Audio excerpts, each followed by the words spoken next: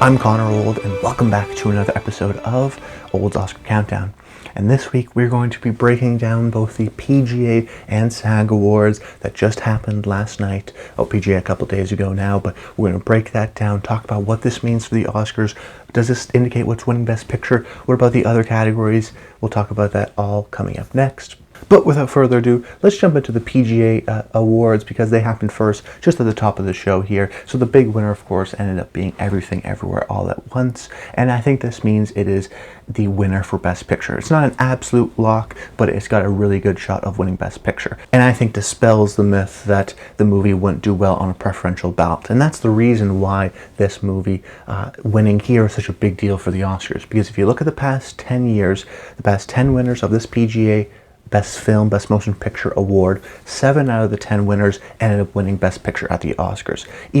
It's even stronger if you could extend that back to 15 years, in which 12 out of the 15 winners of the past 15 years ended up winning Best Picture at the Oscars. So it's a super reliable stat. Why? Well, that's because first of all, the Producers Guild, many people within the Producers Guild are also members of the Academy, so you have real members of the Academy voting on their favorite movie of the year, but also the Producers Guild uses a preferential ballot. So if you don't know, at the Oscars, the Best Picture category is the only category in which voters rank their choices from 1 to 10. So what this means is you're not just checking off your favorite movie of the 10, you're saying, I think this one's number 1, I think this one's number 2, number 3, and as a result, in the past few years, ever since we've seen this introduction of the preferential ballot, we've seen movies that sort of get a lot of 2 votes, a lot of 3 votes in the rankings do very well. Essentially the movie that everyone hates the least. So it doesn't always help to have a really polarizing movie, in which some people will rank it number 1 and some people 10. It actually helps to be sort of a well-liked movie.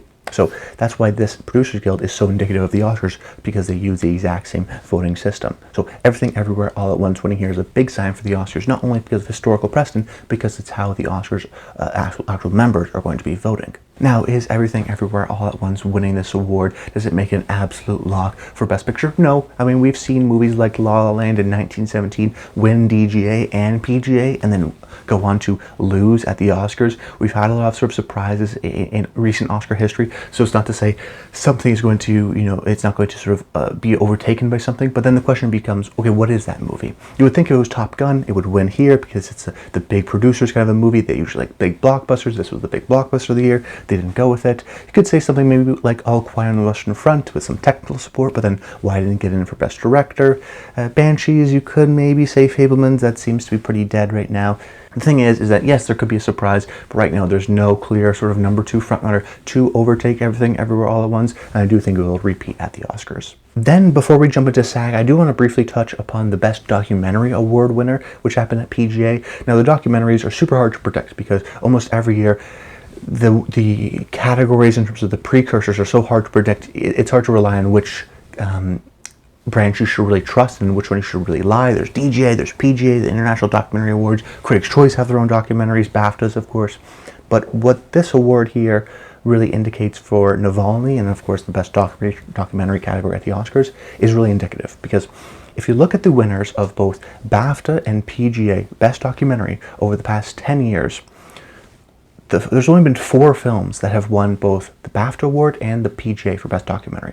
All 4 of those films went on to win Best Documentary at the Oscars. So there's a clear sort of correlation there. And that's a really strong stat versus some other categories that you can sort of think about. Yeah, but Fire of Love won DGA. Yeah, but the DGA award isn't very accurate at all. One of the least accurate of the documentary precursors. But that combination, that's what you have to do. You can't just look at one individual award show. You have to combine things. Okay, Octopus Teacher won at DGA, at PGA, and then BAFTA, it won at the Oscars. Same thing with movies like Amy or Searching for Sugar Man, and similarly with Navalny, we've seen now winning at PGA and BAFTA. I've been predicting for a long time. It does make sense, the topical relevance. I did think it was sort of a long shot prediction, but it's really sort of coming to fruition now.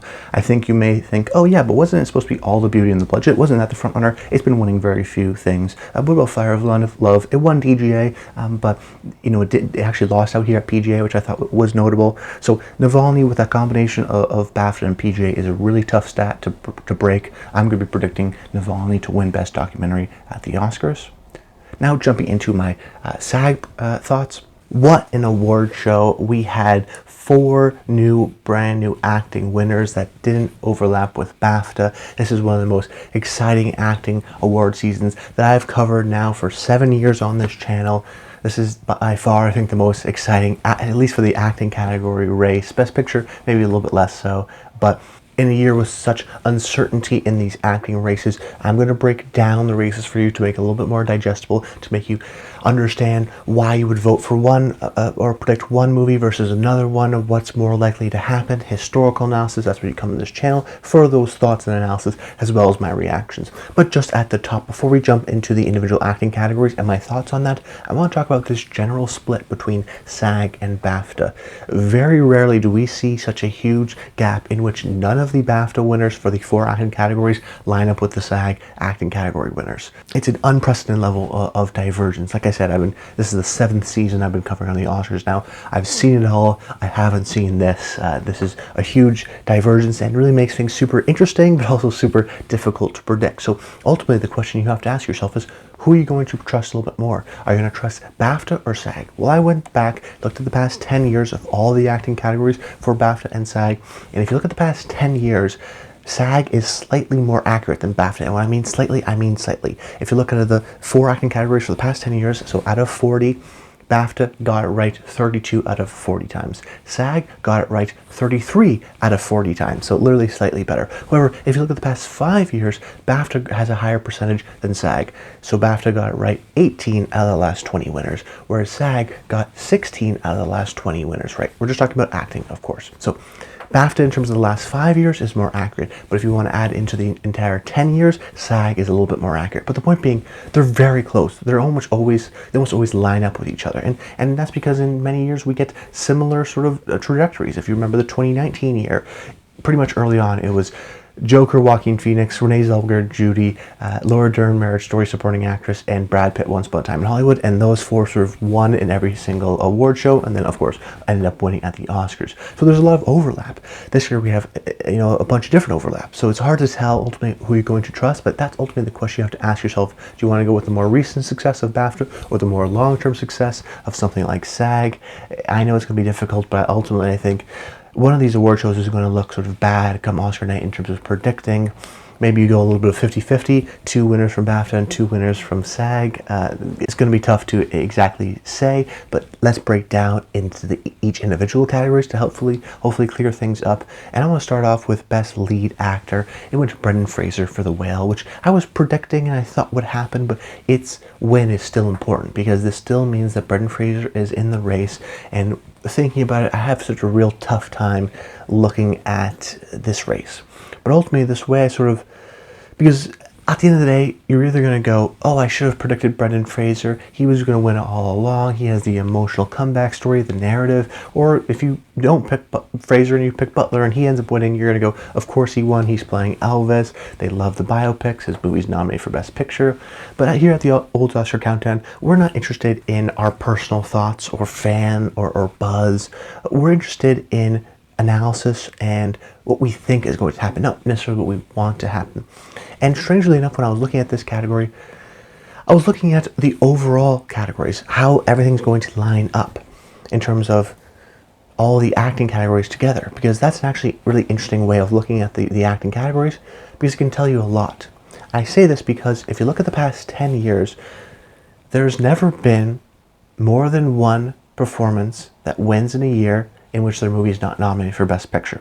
So if you look at all the 4 winners of the acting categories, it's usually either 4 of the acting winners also have a Best Picture nominee, or 3 out of the 4 acting winners have a Best Picture nominee. And then you'll get a Jessica Chastain in The Eyes of Tammy Faye. You'll get a Still Alice for Julianne Moore. Movies that aren't super well beloved, but the actors well beloved, they win there. But for the most part, when you're talking about the acting races, it's incredibly important to have a Best Picture nominee as well, because at the end of the day, when we're talking about these sort of tight races, the big divider is, well, is your movie nominated for Best Picture? Do the Oscars like your movie more than another movie? And particularly when we're talking about the entire Academy that's voting on the Oscars, it may just be a situation of, if your movie's nominated for Best Picture, it's probably more likely to be seen than something like a smaller movie that's not nominated for Best Picture? So that's the sort of question you have to make. So when I was looking at the overall sort of 4 acting categories, I found a real direct connection, in my opinion, between Best Actor and Best Supporting Actress. You see, because if you think one's going to happen, then I think the almost opposite is going to happen in the other category. And I'll explain it like this. So if you think Brendan Fraser is going to win for Best Lead Actor for The Whale, I think you should also predict Kerry Condon for The Banshees of Inisherin. Why? Well, because Ke Kwan's probably winning for Best Supporting Actor, and either Michelle Yeoh or Cate Blanchett are winning for Best Lead Actress. Those performances all have their movie nominated for Best Picture. So there you go, right off the bat. 2 out of the 4 winners will have a movie nominated for Best Picture. So are you really going to say, I'm going to predict Brendan Fraser and Angela Bassett? Because in that case, you're saying, I'm going to go against historical precedent of the past 10 years. And I'm going to say 2 out of the 4 acting winners won't have a Best Picture nominee. Historically, that's not accurate. That's not relevant, at least for the past 10 years. They usually like to reward performances in movies that got nominated for Best Picture. This is why we've seen movies like The Father beat out with Anthony Hopkins beating out Chadwick Boseman for Ma Rainey's Black Bottom. Why? Ma Rainey's Black Bottom wasn't nominated for Best Picture. They liked The Father more. They gave it Anthony Hopkins. In the same way that happens with Glenn Close and The Wife. The Favorite ultimately got nominated for Best Picture, and The Wife didn't, so Olivia Colman beat out Glenn Close. This is what we see time and time again. So you go with Fraser, and that's sort of the one performance that wins without a Best Picture nominee, and then you have Kerry Condon in the background, or you go with something like Austin Butler, and then you have Angela Bassett in the Supporting Actress category. Or you could say Austin Butler and Kerry Condon, or Austin Butler and Jamie Lee Curtis, and have all 4 of them go for Best Picture performances from a Best Picture nominee. That's possible too. But ultimately, I think if I'm looking at it right now, this Fraser win was important for him, but I think I still lean Butler, and I'll tell you why. First of all, if you look at the Best Lead Actor category and the Best Supporting Actor category at the Oscars for the past 10 years, there has never been a performance that won in either of those 2 categories, the male categories. There's never been a performance in which the movie has not been nominated for Best Picture. It's always the situation where J.K. Simmons will win for Best Supporting Actor, his movie's nominated for Best Picture. So when I'm talking about situations like Jessica Chastain winning or Sil Alice, they often happen in the Supporting Actress or Lead Actress categories. Take a look at that. 10 years, 20 times, 20 different male acting winners, all of their movies were nominated for Best Picture. So if you're predicting Brendan Fraser, you're going against that. That's a really tough thing to get over, the fact, because ultimately right now you have equal parts of Fraser has a little bit stronger because he has Critics' Choice and SAG, but Butler has BAFTA. BAFTA's been a little bit more accurate in recent years, and he has the Best Picture nominee. I think that sort of projects him over the edge. It's a really tight race, though, and Fraser's win here really complicated things. Now, Best Lead Actress, it went to Michelle Yeoh, and I think this was the sort of surprise of the night. I guess you would say Jamie Lee Curtis, but this was sort of the big surprise that we thought maybe could happen, but when it did happen, really upended things, really challenged things. And I think that I talked about this weeks ago, with Michelle Yeoh's win here, that makes her a serious contender at the Oscars. Does it make her the favorite? I don't think so. I still think Kate has more going for her, but I would begrudge anybody that predicts Michelle at this point. Because, of course, what's going for Michelle is that she's a legendary actor who's never won before, so voters may feel good about that and rewarding to her. They clearly like Everything Everywhere All at Once, the SAG Ensemble win, PGA, DJ, it's going to win Best Picture, so they like the film. So maybe she'll just ride the success of the film because, you know, she's a central part of the movie, and I think they often like her performance because they like the film so much. And like I said, she's this legendary actor. She won SAG here. But the question you have to ultimately ask yourself is, how much of her success has to do with the success of Everything Everywhere All at Once? Look at SAG. It overperformed massively, winning in Lead Actress, winning even Supporting Actress for Jamie Lee Curtis. The actors love Everything Everywhere All at Once. Well, then exists the Oscars, in which it's not just the actors voting, it's every other branch of the Academy. It's the sort of more technical members of the Academy, the writers, not just the actors. Maybe, maybe not. So because Kate has the combination of, she has Critics' Choice Awards where she beat Michelle Yeoh. She has the BAFTA where she beat Michelle Yeoh, where Michelle only beat her once in SAG. So Kate has a little bit more strength there. Also, when we look at the Oscars, Everything Everywhere All at Once is winning probably a lot of awards, but how much is the question? Do we really think it's going to win 6, 7 Oscars? I'm sort of betting against it. I'm thinking it's going to win a little bit less. So if we think it's winning picture and director and supporting actor, I think a lot of people have those three. Is it also going to win Michelle Yeoh? Is it also going to win for editing, supporting actress, screenplay? You know, it's not going to win all of them, so you have to be careful and choosy about where to put them. And then, of course, when we're looking at the Oscars, what about Tar? Tar is a movie they got nominated for picture, director, editing, screenplay. Really well-liked movie. Even overperformed at the nominations, getting the editing nomination, getting that cinematography nomination. So if Michelle Yeoh beats out someone like Cate Blanchett, where are they going to reward Tar? See, Cate Blanchett gives the Oscars and the Academy members an easy way to vote for Tar, and they're still going to give Everything Everywhere All at Once probably 4 other awards. So I'm not going to begrudge anyone for predicting Michelle Yeoh. It's a real race right now. I have Cate Blanchett a little bit out in ahead. I think I'm going to predict her for the Oscars. Not 100% guaranteed, but I think so, just because I think they're going to want to give an award to Tar somewhere, and Best Picture winners just don't, in the modern era, don't win more than really 4 Oscars. So is it going to be picture, director, supporting actor, and then it's like maybe screenplay, maybe best lead actress, but probably not both of them, and then probably not supporting actress, and then probably not editing.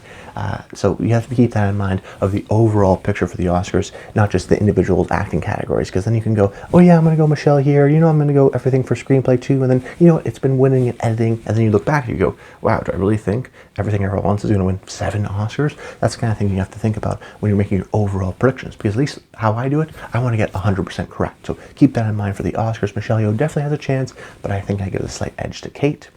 Then, Best Supporting Actress, the winner here was Jamie Lee Curtis, which once again threw an absolute curveball into the race. And with this kind of surprise, it reminds me more and more of the 2018 Oscars. I've been thinking about 2018 Oscars a lot because you have the Bohemian Rhapsody connection with Elvis, you have the Favorite kind of connection, which I would indicate someone like Olivia Colman versus Glenn Close to a race like Brendan Fraser versus Austin Butler.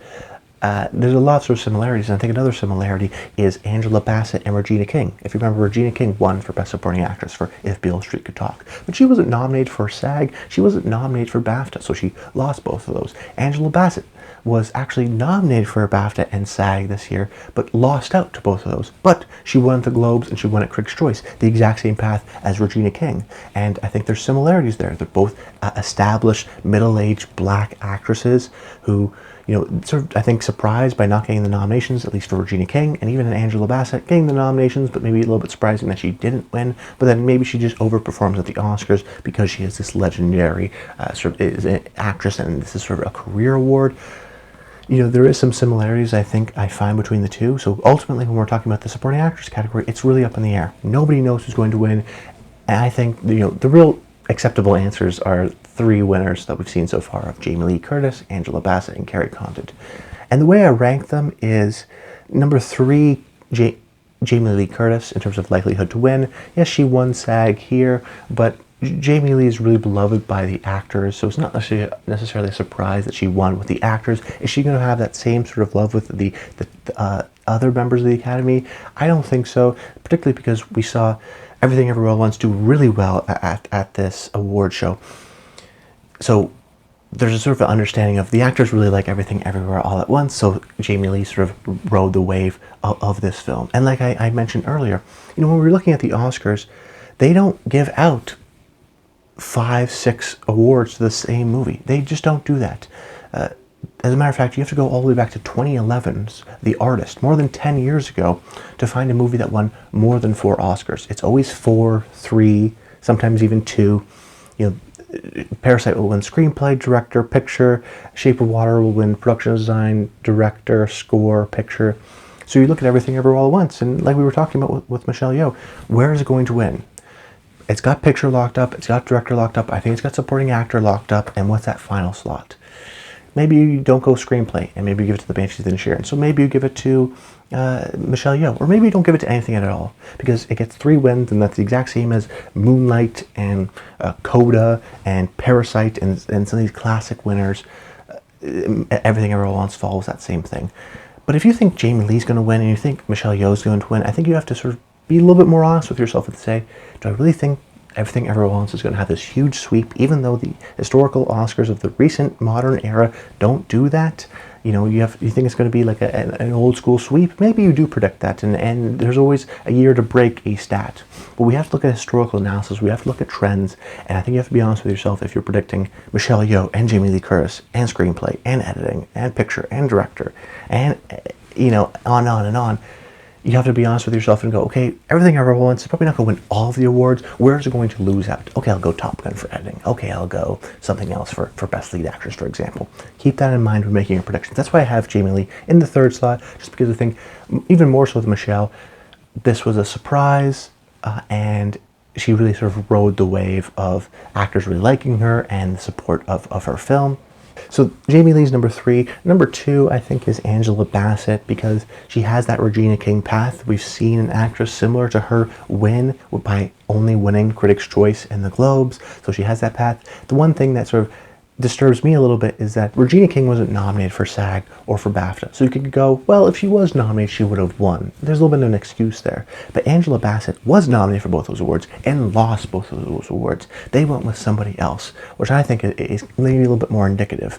But Black Panther, we know, didn't do too well at BAFTA, but then did really well. The first Black Panther, didn't do too well at BAFTA, but then did very well at the Oscars, which makes sense in terms of the American director. Marvel movies, most of them shoot in the States, so there's a sort of a homegrown appreciation there, and we usually see, more of the Americans appreciate a movie like Black Panther in the same way I think they'll appreciate the sequel and Angela Bassett. So she's sort of in my number 2 slot. And then my number 1 slot, I guess, would be Carrie Condon, because she won at BAFTA. BAFTA has been a little bit more historically accurate. The Banshees of Inisherin, I think, is going to win something, somewhere, I think.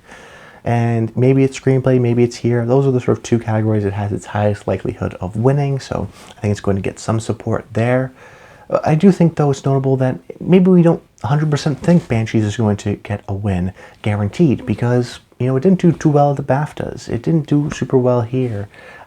There's a little bit of concern that maybe it will go empty-handed at the Oscars, but if it's going to win anywhere, it's going to be in Supporting Actress or in Writing, so why not Carrie Condon? She won BAFTA, her movie's well-liked. It's an easy way to give a movie that you like in the Banshees of Inisherin an award in a sort of competitive, no clear winner category.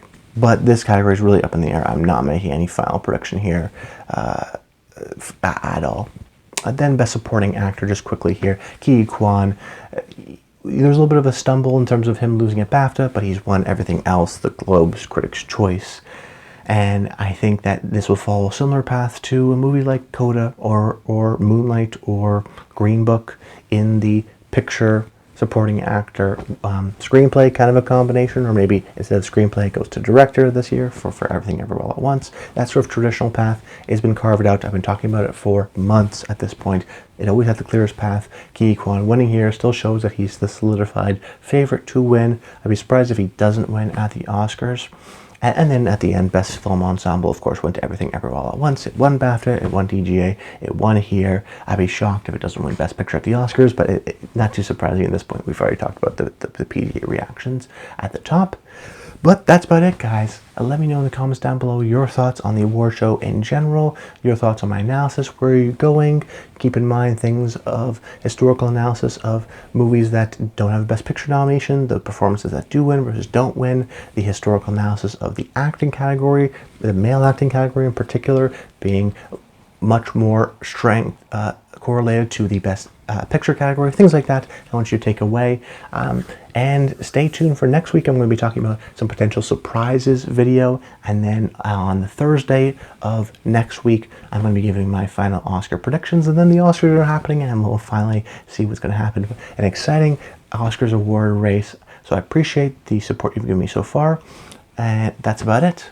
Until next time, stay tuned.